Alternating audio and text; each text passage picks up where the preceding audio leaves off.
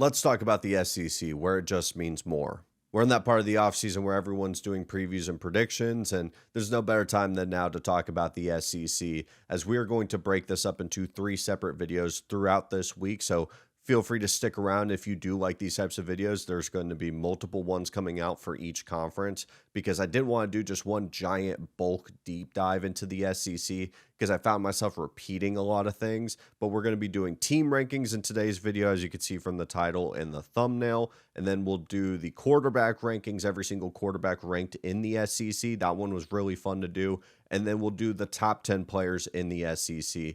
And then at the very end of that one, I'll probably give like a championship prediction, or even in this one, I'll reiterate the same championship picks that I have for this conference that is in a real interesting spot. I mean, I think most people, even the most diehard SEC fans, can at least admit that the Big Ten has taken the crown as the best conference in all of college football. But if there's one thing the SEC I still think has, is it's the deepest conference in all of college football. It's something going into these rankings that I felt pretty strong about, but even after the fact, I still feel strong that this is the deepest conference. I think of teams like, I don't know, Kentucky or Mississippi State specifically. I think if they were in the Big 12 or the ACC, now I'm not going to say they're going to be competing for a championship, but I think their record would look a lot better than what it does in the SEC. And there's some notable changes within this conference that we have to talk about. It's a 9-game SEC schedule. That's something that has been demanded from this conference, that originally the Big Ten had really made a push that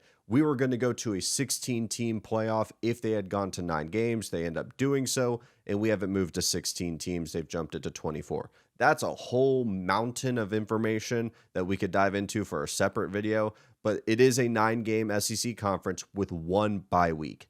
That's brutal. That is the definition of brutal. And a lot of these teams have really good bye week spots, and some other ones have some really brutal spots, because you don't want your bye week super early into the season, because then you have to go like 7+ games straight. And in some instances, there's a lot of away games in that 7-game stretch that could absolutely tank your record. Because of that, though, and the reason why I'm talking about it, I'm not going to do record predictions. This is the quality of the team and where I think they currently stand or will end up standing at the end of the season. This is my rankings for the SEC. And we'll start at 16 with the Arkansas Razorbacks, with Ryan Silverfield, their new head coach. I've already talked about it before on this page, and maybe you've seen it on TikTok. I'm not inspired by the hire of Ryan Silverfield. I felt like during his time at Memphis, he was just taking on a good situation and didn't really elevate it. He did stay the course with it, but it wasn't anything of substance from a group of 5 coach for me to be like, yeah, he could take an SEC team that is rebuilding, that has been so desperate for a fresh coat of paint, that he's going to be the guy. He's going to be the one that elevates Arkansas. There's not enough interviews that could be posted where he's, changing the clocks in the facilities, which is a thing. Like, you can't even read a clock in the facility. It just says the time is now. There's not enough PR stunts that is going to make me inspired by this hire, because at the end of the day, you still have to spot the ball. This is a roster that is just not ready to actually compete. There's some really good pieces here. Quincy Rhodes Jr., more specifically, if I have that correct, he's going to be an NFL player. It's crazy to think about that Arkansas is going to have these high-level athletes, and I think they have a lot of them. Not in the sense that they have like NFL athletes at every single level, but there's a lot of good spots on this roster that you could see in a lower level of competition. They could be pretty damn good, but it's the SEC. You need multiple guys, and this is a roster that's not ready. I don't think it's a coaching staff that is quality. I really hate to be the bearer of bad news. They also have a brutal schedule, and they've had a brutal schedule for a long time. I mean, I don't know who they pissed off in the scheduling makers division, but they pissed them off real bad, and they've held a grudge, because this scheduling dilemma, I guess is best said, Arkansas has been dealing with it for over 5+ years, maybe even over a decade. It's been ridiculous. Nonetheless, not to beat a dead horse, this is the worst team in the SEC, in my opinion, and I think they're going to rank last. At number 15, I have Mississippi State, who I want to believe in. I like Fluff Bothwell. I love Kamario Taylor and his potential. I think Jeff Lebby is going to get offensive production any given moment. And we could talk about how I believe they have Kelly Jones as well, a really good cornerback. there's just not enough for me to say that this team is going to be able to play at the line of scrimmage. That's just one of my big concerns. They have these really high end moments. They played Tennessee super close. They almost beat Texas. They played A&M pretty hard in the first half until that kind of was a break the dam moment. They had the signature win against Arizona State. This team has moments that you could really buy into and maybe see a world where if we string along enough wins, you could have a 6-6 or 7-5 record and it keeps Jeff Lebby around. I just don't think they're there yet. And when you start to have to say, are they above this team? I say no. And then this team, I say no again. And so it'd be really hard for me to have them any higher, even with the pieces on this roster being ones that I like. I think Kentucky's a great example who's next up at number 14 for me. I like the new head coach in Will Stein. I have multiple videos on this page talking about Will Stein and what he's able to do within the confines of an offense and have a transfer quarterback just seamlessly have high level production. That quarterback now being Kenny Minchey. And Kenny Minchey being one that I think has the talent and the quality to really step into this Kentucky offense and get some real high-level production paired with all the transfers that have come in. It may take a while to really gel together. And I've said this before, and we're talking about like the bottom tier of the SEC. I'm not expecting Kentucky to go 8-4 and really shock people. They may go 4-8 for all I know, but I think they're going to play teams really difficult. I think they're going to have probably one like surprising top 25 win is my guess. And that would be a huge success for the first year because I see the hype with that program and I'm really buying into that juice that Will Stein has been a guy that has been ready to take on his own program. Is it a daunting task of Kentucky football that has been a basketball school in most senses of the word? I think this is going to be real. Out of all these teams, I could see Mississippi State being better than them, to call a spade a spade. I could see even a world where maybe Arkansas is better than them. I can't put too much stock into Kentucky where I have them way higher on this list. But out of those three teams, I'm willing to bet that this is the team that we're entering 2027 and saying, okay, Kentucky might be a team that's really building towards something of real substance. And I think of what happened with Vanderbilt, where Vanderbilt wasn't a football school. If anything, they were a baseball school. But the moment they got a little bit of a spark, just a taste of success is all they needed to all of a sudden have the NIL funding go towards football. And they have enough NIL when we're talking about basketball. And I feel like if they just get a taste of football once again, this team could become a real good program moving forward. So I'm going to keep them at 14, but I was tempted to put them up higher. And at number 13, speaking of Vanderbilt, I'll have them here, which is a significant drop off from their borderline playoff run. It's not because I don't like Clark Lee. It's not because I don't like the offensive weapons. It's just a very hard pivot for me to think not only a true freshman quarterback who hasn't officially been announced that he's going to be the starter. He's kind of assumed to be the starter situation, and he still has to take that job. My worry with Jared Curtis, if he's the guy you're moving forward with, is more just evolving the offense that is going to be such a drastic change from not only the runner-up in the Heisman, who was able to run the football at a very high level, make very decisive plays, was an absolute gamer, just put his body on the line every single time, to now a pocket passer, a young quarterback. What is the room for error? And in a conference like this, there's not a lot of it, especially with breaking in a true freshman quarterback with a system that's probably going to have to evolve and maybe have some growing pains with it. Now, Clark Lee is someone that I can completely buy into, and I could see this program having a down year and immediately being back into the conversation of double-digit wins in just a year's time as Vanderbilt continues to evolve. But they're due for some regression. Let's call a spade a spade. Last year was the peak of Vanderbilt football. You had a runner-up in the Heisman, if I could get the words out. So it's not crazy for me to say that there's going to be regression. I think everyone agrees on that. It's just the severity of it. And this might be a little bit more on the extreme side, but I just don't see them any higher than the teams that we're about to talk about. And speaking of those teams that have just started to get some traction and hype, and they had that hype last year, South Carolina I have at number 12. I want to believe so bad because Sellers, when he's not facing off against Texas A&M and raising my blood pressure, he's a fun quarterback. He's an incredible talent. When everything is firing and he's playing at his best, this is must-watch TV. It is highlight after highlight. He's able to break tackles and go run for 60 yards. And then the very next drive, you could see him just pop a 60-yard pass to Nick Harbor. It's real fun. It's a sugar high.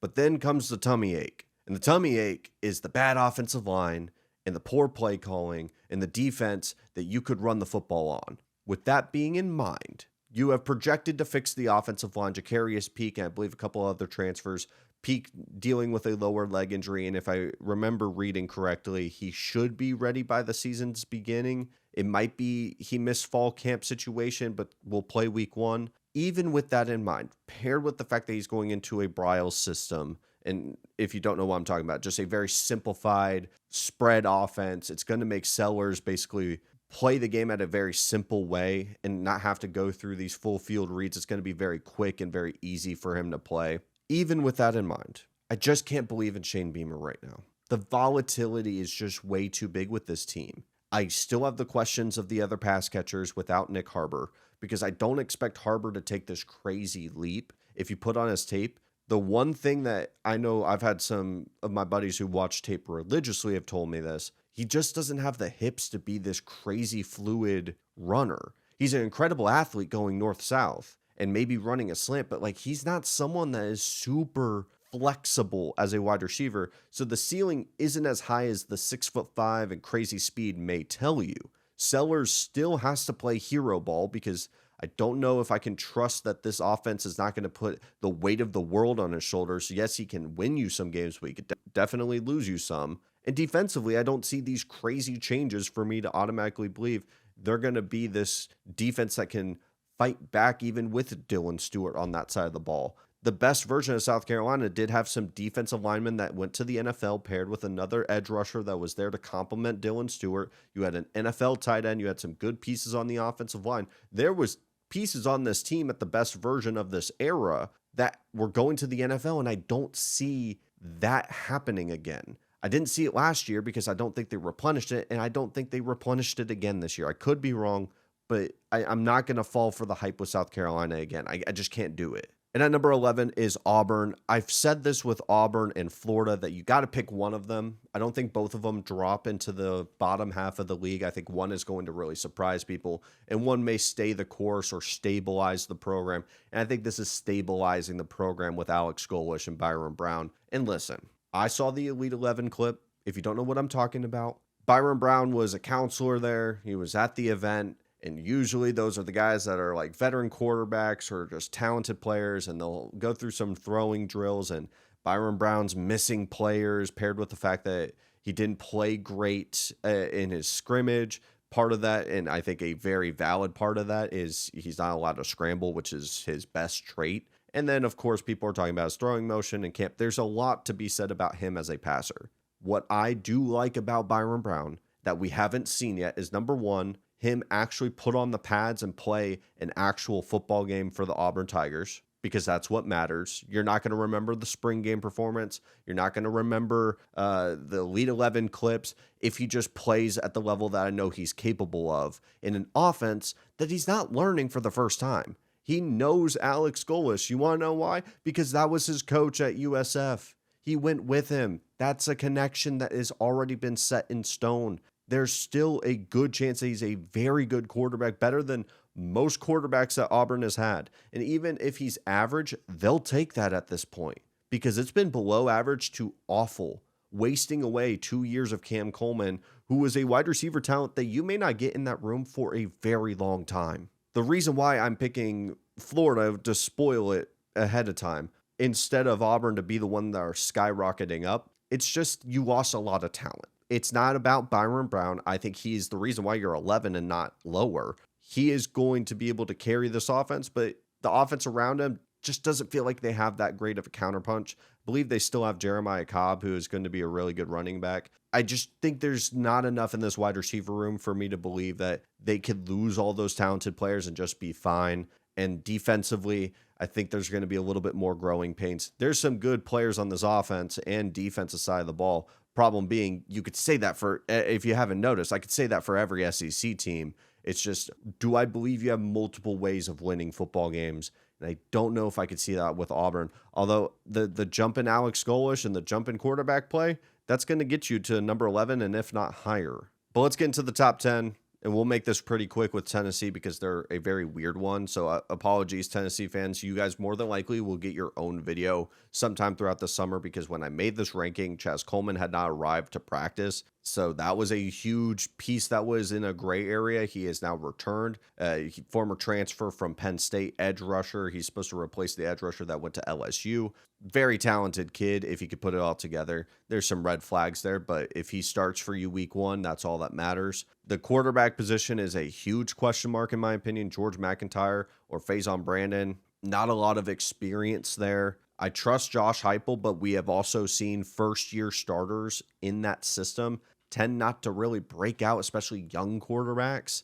It takes a little bit getting used to in that system. I like the wide receivers. I think there's really good pieces on that offensive line. I love the change of the defensive coordinator. His mind's blanking me right now, but it sounds like it's really starting to gel together for that defense, and it may be further ahead of that offense, which is a similar story over the past couple of years with this Tennessee team. Really talented running back. Like, this team could definitely scale up a little bit. They have a pretty brutal schedule. Let's call a spade here. I just think that quarterback position is such a question mark. And if you're just hoping and saying, yeah, Josh Heupel's got it, that's his position, he's going to be fine, and then the rest is going to be really good. I can't just say that. I have too much proof at this point that the quarterback position isn't just a foregone conclusion, that this guy is going to get immediate production, especially if it's a guy that doesn't have a ton of experience, isn't a transfer. There's a lot of question marks. It's not your typical just plug and play Tennessee quarterback. He's going to have great production in Josh Heupel's system. I just can't do that. At number 9, I have Missouri, another team that might be a question mark as it currently stands because of what happened with Ahmad Hardy, who was shot, and there was a question on whether or not he's going to play football again. It was not specified if he's going to play football for Missouri if he comes back.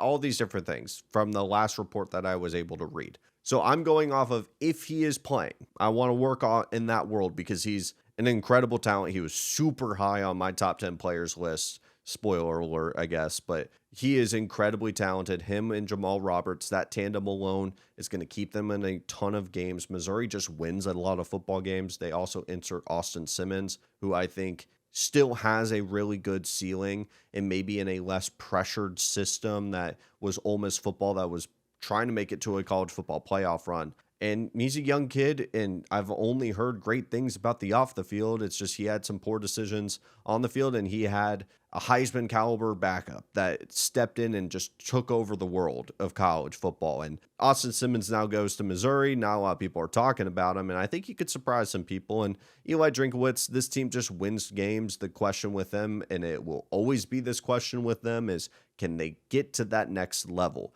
They're like a B-plus team that can't win against A teams. Like, they cannot win the good games.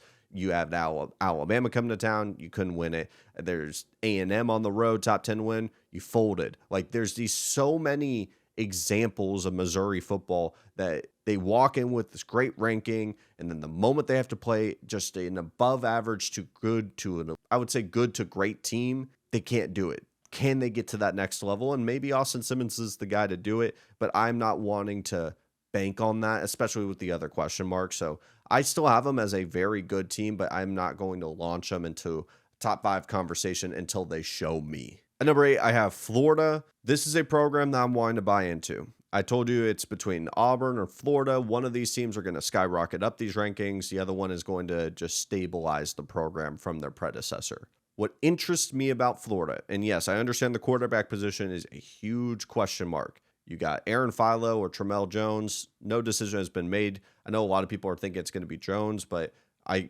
honestly think Philo has a very good chance of starting as well. It's more of the formula of what's going to keep them in a lot of games and what is the identity from John Summerall paired with the talent upside. You see, with Auburn, I don't know if they have the talent upside compared to Florida as it currently stands. Because before John Summerall, with Billy Napier, that was a really talented roster that was mismanaged and misutilized. We always talked about it. Once we got to Saturday with Billy, is he going to be the coach that elevates this roster, has them the most prepared and ready to go every given Saturday, regardless of the opponent? Well, the USF game tells you exactly what that program was. And then flip the page to the Texas one, you could see the talent has the ceiling much higher than a lot of people are anticipating. So there's a wild fluctuation that now John Summerall gets to step into and really stabilize it, and he still has the ceiling. This defense, I think, has veteran talent across the board and is going to be the heartbeat of this team. Then we flip the page to the offensive side of the ball, which, yes, it's completely fair that the quarterback position is a question mark right now. Jaden Ball is one of the best running backs in the entire country. The wide receivers are extremely talented with like guys like Dallas Wilson, Vernell Brown. Like, this is a very good wide receiver room in the SEC. I would say probably top 5 if I'm just thinking off the top of my head. Might be a rough estimate there. And we go to the Georgia Tech offense coordinator that is now at Florida, and I've been a big fan of his game. I think when we go to Georgia Tech, you could go put on the tape, and the way that they were using Haynes King was one thing, but the way that they just ran the ball was just absolute teach tape. They get maulers on that offensive line. That is a question mark with Florida as well. That's one that I'm willing to hope turns positive if I want to get this correct. And I think when we think of how can you win a lot of games, especially in the first year of a head coach? Well, you have to have the talent upside to do it, and a good defense really helps that. And then you're going to stay in a ton of games, and it's going to slow the game down. You're going to get opposing offenses off the field, and you're going to keep defenses on the field by this rushing attack. So I fully believe this is going to be the team that jumps up, and John Summerall is going to be what I believe a quarterback away. If it's one of the guys that are in the room right now, they could be a college football playoff team this year. But I feel like in 2027 entering it, we're going to be looking at this Florida team saying if they get the next guy at quarterback, the next star at Florida, they're going to be a national championship contention. At number 7, I have Ole Miss. I understand it's low, and Ole Miss fans hate me enough already, and I've been wrong about them time and time again. So me being low on them might be a good thing for you, if anything. That might be that they are going to be the best team in the SEC with my luck. But I could see the world where it's so easy to grab Will Eccles, Trinidad Chambliss, and Kawan Lacey, put them on a preview magazine, tout them as an SEC championship contender, a national championship contender, all these different things. It's really easy to do that. I do think that with how much we've hyped up LSU, getting a guy like Lane Kiffin, there is going to be a drop-off from Pete Golding to Lane Kiffin. I just think there is. I think this team is due for some regression at some level. I get it. We saw what Pete Golding was able to do, taking them in that college football playoff run, just a couple plays away from going to a national championship and facing off against that Indiana team. They were close. But in my gut, I was watching it as it was happening, and I just feel like in 2 years, maybe even 3 years from now, we're looking back at this era and saying that was the peak. That was the pinnacle of the Pete Golding era. And they're not going to get close. They're not going to get back to it. We didn't know that that was going to be the peak at the time. And you know what? I could be wrong on that. But I feel like this roster is due for some sort of regression.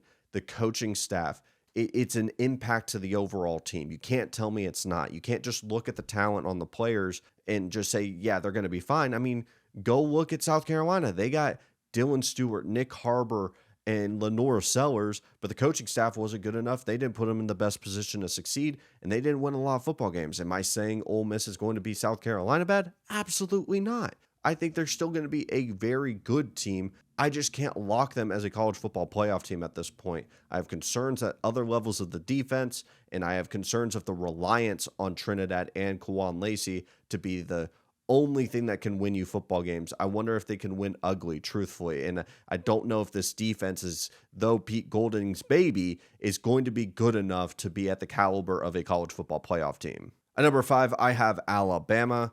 It is a question of the quarterbacks, not to me. Honestly, Keelan Russell, Osamek, you pick one of them. I think they're going to be pretty damn good. The question with Alabama that's going to hold them from being higher on this list, because I think the talent's on this roster, is number one, this is a very young roster. So we've seen this volatility with these Kalen DeBoer teams where they have these great performances on the road against Athens or against Georgia in Athens.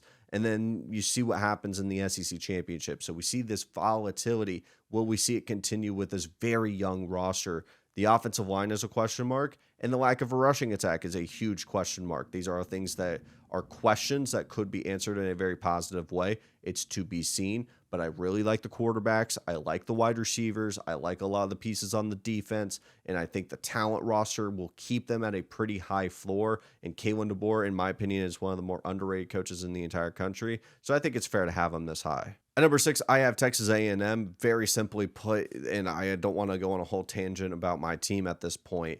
The question will be the offensive line for Texas A&M football and Marshall Reed's development. I have no question about that defense. I think the secondary is going to be pretty damn good. We've seen Mike Elko time and time again get the most out of those defensive players. He has done fantastic work with this program as a whole, and I'm not expecting them to go 11-1. I think even the most extreme biased A&M fans would say, yeah, it's probably not likely that we're going 11-1 this year. But I could fully see them going 9-3, and we all collectively agree that they're going to be a better football team. And it all depends on Marcel Reed's development. Does he take another 15% in development? Is it 25? Is it a crazy jump, like a 40% jump?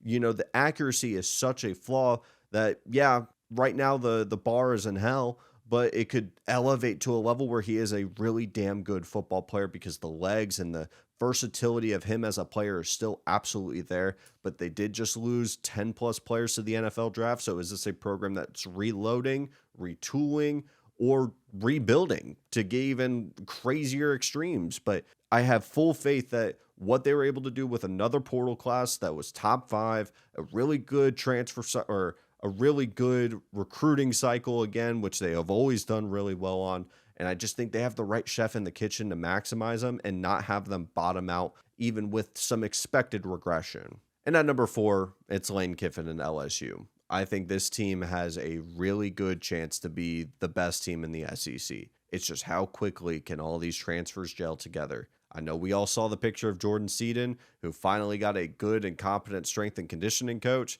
He could be the best tackle in the entire country. I think he is. You have Sam Leavitt, who is coming off of a down year in 2025. It's to be seen what kind of version will we see from him. But I think this Lane Kiffin offense takes a lot of his negative traits and kind of takes it away because he's not going to really have to sit in the pocket and make these super full field reads and panic and have to roll out and make a poor decision. It's just going to get the ball out super quickly. I do think you could see a big breakout from Trey'Dez Green defensively.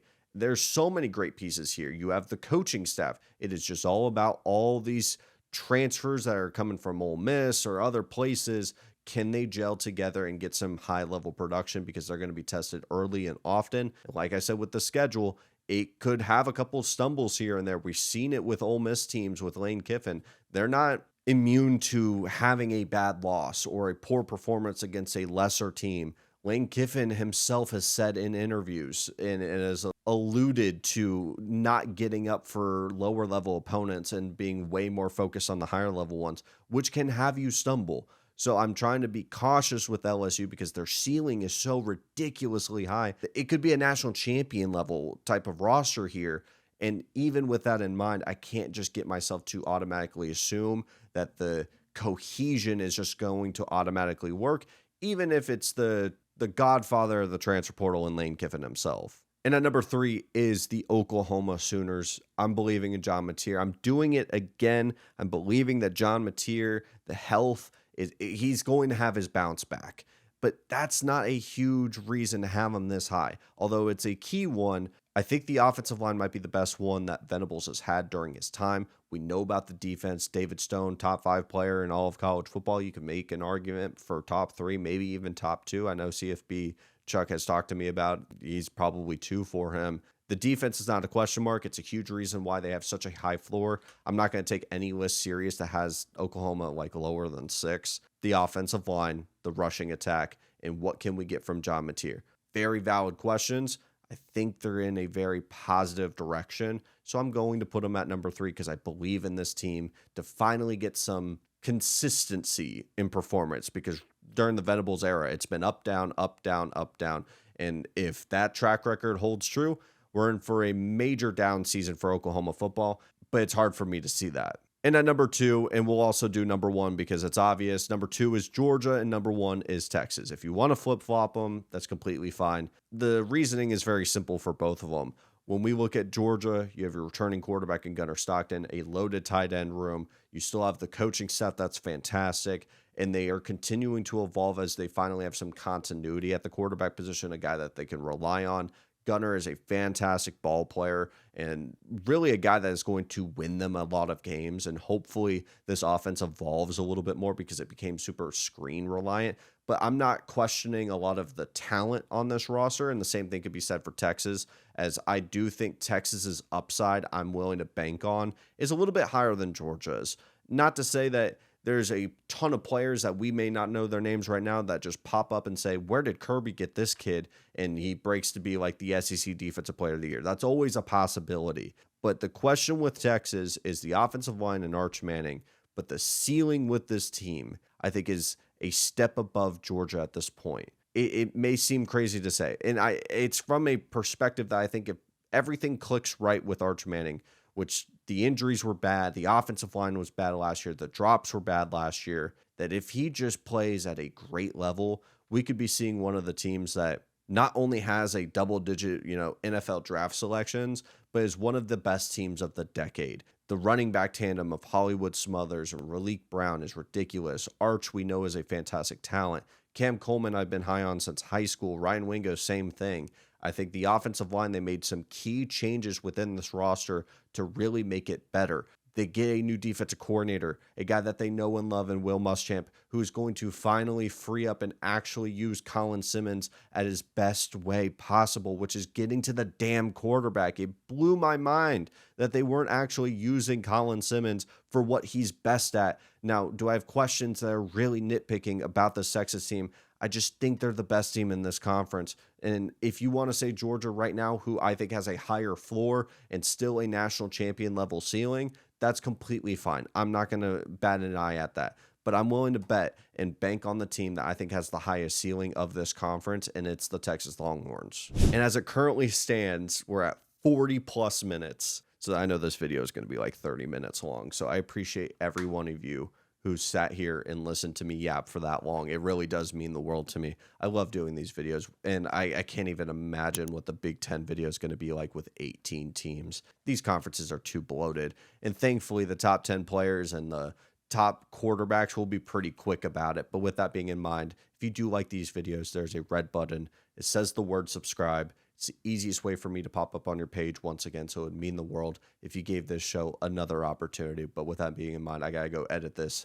Peace.